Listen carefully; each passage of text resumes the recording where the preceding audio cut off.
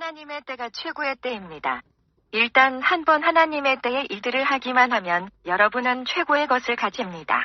하나님의 때에 모든 것은 좋아 보입니다. 할렐루야. 매번 제가 하나님의 때에 일들을 할 때면 저는 할 말을 찾아, 해야 할 일을 찾아 주변을 둘러보지 않습니다. 그것들은 항상 제 주변에 있습니다. 무엇을 말할지, 무엇을 할지, 그것들을 어떻게 할지가 하나님의 때의 말입니다. 그가 그것들을 제공하십니다. 우리가 일들을 하나님의 때에 하지 않을 때 우리는 우리 자신의 말들을 찾아 씨름하기 시작합니다. 무슨 말을 할지, 무엇을 하고 어디로 갈지. 우리는 내가 무슨 말을 할까? 그들에게 어떻게 말할까? 내가 어디로 갈까? 어떻게 갈까? 라고 생각하며 우리의 분별력을 사용하기 시작합니다. 우리는 내가 무슨 말을 할까? 그들에게 어떻게 말할까? 내가 어디로 갈까? 어떻게 갈까? 라고 생각하며 우리의 분별력을 사용하기 시작합니다. 우리가 하나님의 때에 일들을 하지 않을 때, 우리 자신의 때에 일들을 할 때, 그것은 항상 우리의 몫입니다. 생각하기, 추론하기, 모든 것이 항상 매우 힘듭니다. 여러분이 무엇이든 하나님의 때에 하면 여러분은 그것들이 쉽다는 것을 발견할 것입니다.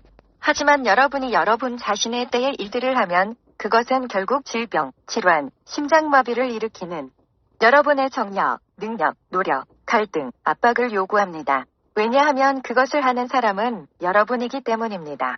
여러분은 매우 지치게 됩니다. 하나님의 때가 최고의 때입니다. 여러분이 하나님의 때에 잠들 때 여러분은 놀라운 꿈을 꿉니다. 악몽이 아닙니다. 여러분이 하나님의 때에 일들을 할 때 믿음이 일할 수 있습니다. 여러분은 여러분의 믿음을 그의 뜻에 따라 그에게 둡니다. 당신의 믿음을 그의 뜻에 따라 그에게 두세요. 당신의 믿음을 그의 약속에 따라 그에게 두세요. 당신의 믿음을 그의 때에 따라 그에게 두세요. 그의 때가 없이는, 그의 약속이 없이는, 그의 뜻이 없이는 믿음은 쓸모가 없습니다. 저는 그를 믿습니다. 그래요. 여러분이 하고 있는 일을 그의 때에 하고 있나요? 그의 때가 없이는 믿음은 실제가 아닙니다. 그의 약속이 없이는 믿음은 실제가 아닙니다. 그의 뜻이 없이는 믿음은 실제가 아닙니다. 저는 믿음이 있습니다. 그 믿음은 반드시 그에 대한 것이어야 합니다. 그의 때, 그의 뜻과 길. 하나님을 믿으세요. 모든 일들이 가능합니다. 여러분은 하나님을 그의 뜻에서 분리할 수 없습니다. 여러분은 하나님을 그의 약속에서 분리할 수 없습니다. 여러분은 하나님을 그의 때에서 분리할 수 없습니다. 그러므로 믿음은 그의 때와 약속과 그의 뜻을 믿는 것입니다. 우리가 어디로 가고 있나요? 사실이 이렇다면 많은 그리스도인들은 함정에 빠진 것으로 보입니다. 그들은 자신들이 섬기는 하나님을 모릅니다. 왜냐하면 믿음은 하나님의 뜻이 없이는 실제가 아니기 때문입니다. 여러분은 그의 뜻을 알아야만 하고 그를 믿어야 합니다. 믿음은 실제가 아닙니다.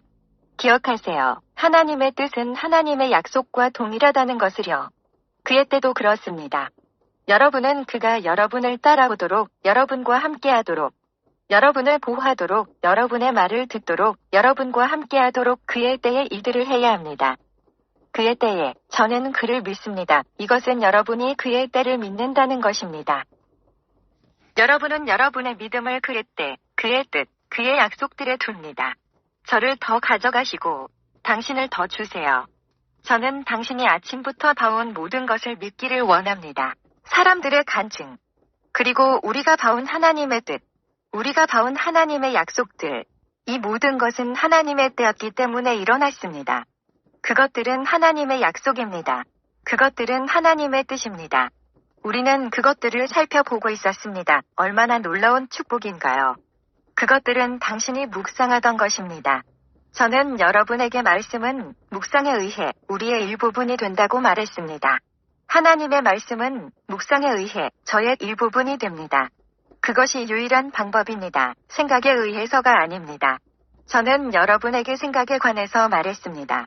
하나님의 말씀에 관한 한, 여러분은 하나님의 말씀이 아니라 여러분의 상황에 관해서만 생각할 수 있습니다.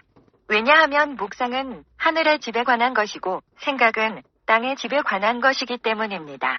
여러분이 생각하고 있을 때 여러분은 아직 이 세상에 머물러 있습니다. 여러분은 아직 이곳에 우리와 함께 있습니다. 하지만 여러분이 묵상할 때 여러분은 여기 우리 중에 있지 않습니다. 묵상은 마음의 것입니다. 그것은 우리의 영의 것입니다. 여러분의 마음이 말씀에 따라 행하기 위해서. 그러니까 마음은 여러분의 영을 뜻합니다. 그것은 사람의 영입니다. 여러분의 마음이 말씀에 따라 행하기 위해서 여러분은 반드시 말씀을 묵상해야 하고 그것을 여러분의 마음 속에서 다지고 또 다져야만 합니다. 그것만이 말씀이 여러분의 마음을 지배할 수 있는 유일한 길입니다. 말씀이 여러분의 마음을 지배할 때 그것은 여러분의 행실과 상품에 영향을 줍니다. 여러분은 그런 방식으로 행동하기 시작합니다. 하나님의 말씀은 말합니다. 신실하여라. 그리고 여러분은 자신이 신실한 것을 보기 시작합니다. 그것은 여러분의 행실에 영향을 줍니다. 축사해달라고 호소하는 여러분들, 저는 다시는 담배 피우고 싶지 않습니다. 말씀을 묵상하세요. 어느샌가 하나님의 말씀이 안 돼 라고 말할 것입니다. 여러분은 그렇게 행동하기 시작할 것입니다. 그것이 자가 축사입니다. 아시겠어요? 말씀이 여러분의 마음을 지배할 때 여러분의 입이 아니라 말씀이 여러분의 마음을 지배할 때 마음은 사람의 영입니다. 말씀이 여러분의 영을 지배할 때 그것은 여러분의 행실과 상품에 영향을 줍니다. 묵상은 하나님을 방문함이란 것을 잊지 마세요. 말씀을 묵상함은 하나님을 방문하는 것입니다. 여러분은 하나님의 말씀을 따르려고 애써 왔어요. 묵상으로 말씀은 여러분의 일부분이 됩니다. 그것은 하나님의 말씀을 아는 것으로 되는 것이 아닙니다. 여러분은 알 것이고 그것을 설교할 것이고 그것을 가르칠 것입니다. 간단합니다. 말씀에 관한 많은 교사들과 설교자들이 있지만 말씀이 그들의 일부가 아닙니다. 여러분은 말씀이 여러분의 일부분이 아니라는 뜻을 압니다. 오직 말씀이 여러분의 일부분이 될 때만 여러분은 말씀대로 살 수 있습니다. 여러분은 그것에 따라 삽니다. 여러분은 말씀대로 삽니다. 말씀은 오직 여러분을 지배할 때만 여러분을 다스릴 수 있습니다. 성공을 위한 계획, 말씀을 간직하고 밤낮으로 묵상하고 말씀이 말하는 것을 하세요. 밤낮으로 묵상함이 없이 여러분은 말씀을 간직할 수 없습니다. 여러분이 말씀을 간직하고 있을 때 그것이 여러분의 행동과 성품에 영향을 줄 수 있습니다.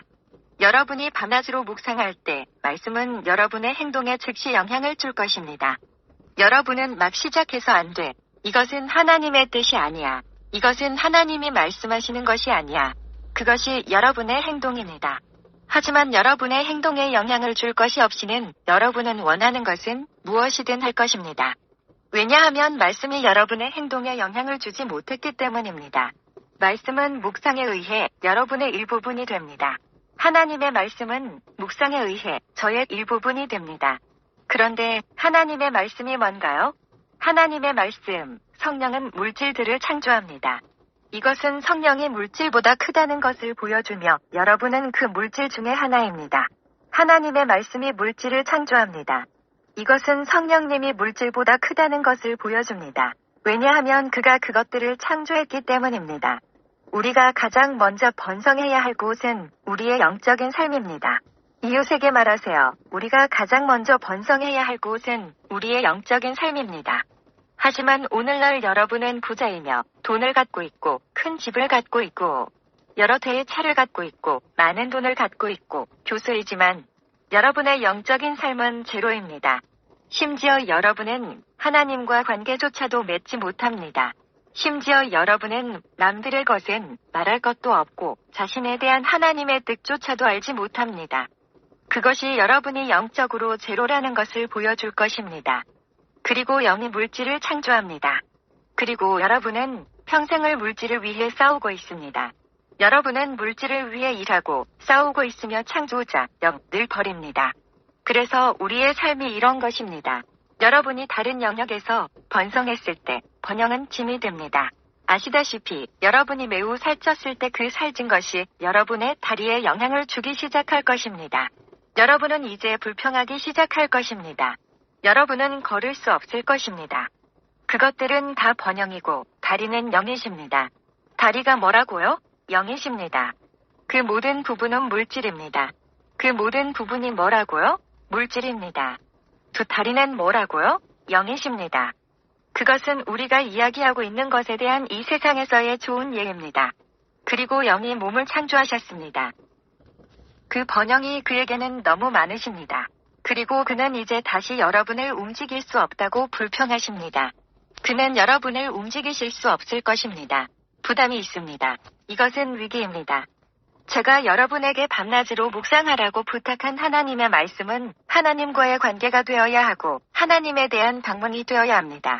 묵상으로 말씀은 여러분의 일부가 됩니다. 성공을 위한 계획, 여러분이 인생에서 성공하고 싶다면요. 하나님의 말씀이 물질을 창조합니다. 부, 명성, 인기, 성령의 외적으로 여러분이 무엇을 성취하든지 무엇을 말할 수 있든지 그분이 그것들을 창조하셨습니다.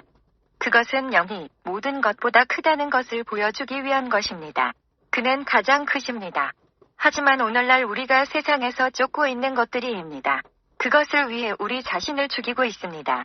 먹고 마시는 것, 그것들을 얻기 위해 우리가 할 수 없는 것은 없습니다. 그리고 우리 중 많은 사람들은 그것들이 충분히 있습니다. 이제 그것들은 짐이 되었습니다. 여러분이 그것들을 가질 때쯤이면 여러분은 다시 불평하기 시작합니다. 왜냐하면 영은 약하기 때문입니다. 사람들은 돈, 명예, 인기를 추구합니다.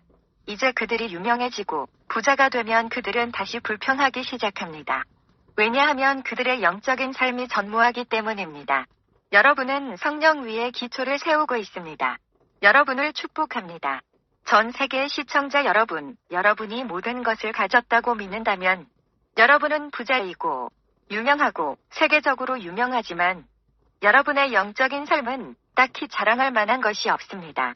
그래요. 여러분이 평화를 얻을 수 있도록 그것들을 어려운 사람들과 나누기 시작하세요.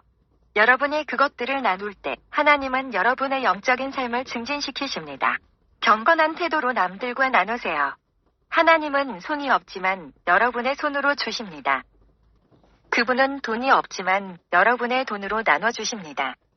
경건한 태도로 남들과 나누세요. 여러분이 남들과 나눌 때 여러분의 영적인 삶은 증가하기 시작합니다. 여러분의 시간을 남들과 나누세요. 여러분의 힘을 남들과 나누세요. 여러분의 부를 남들과 나누세요. 여러분의 지혜를 남들과 나누세요. 그것들을 남들과 나누세요. 여러분은 남들을 축복하라고 축복받았습니다. 여러분은 여러분의 삶이 의존하는 것을 받기 위해 이곳에 있습니다. 여러분은 여러분의 삶이 의존하는 것을 주는 법도 배워야 합니다. 여러분은 여러분의 삶이 의존하는 것을 계속 받지만 여러분이 필요 없는 것을 계속 줍니다. 제 말이 맞나요? 여러분이 주는 것은 여러분이 필요로 하지 않는 것들입니다. 여러분이 그것들을 줄 때 느낌이 없습니다. 준다는 것은 희생과 관계 있는데 말입니다. 그리고 희생하지 않고 주는 것은 주는 것이 아닙니다. 아브라함을 보세요. 여러분은 반드시 희생해야 합니다. 여러분은 반드시 그것을 느껴야 해요. 고통은 반드시 와야 합니다. 여러분은 반드시 그 고통을 느껴야 합니다. 여러분이 아무리 부자라도 그것을 줄 때 여러분은 그것을 느낍니다. 여러분이 뭔가를 줄 때 느끼지 못한다면 여러분은 주는 것이 아닙니다. 모든 참된 나눔은 반드시 희생을 동반해야 합니다. 여러분이 이 균형을 맞출 수 있게 되면 여러분의 나눔은 상을 받을 것입니다. 그리고 하나님이 수여자입니다. 여러분이 주는 것이 어떻게 된다고요? 상을 받습니다. 주는 것은 우리의 운명을 새로 만듭니다. 여러분은 여러분의 운명을 새로 만들고 있습니다. 그러면 이만 마치겠습니다. 하나님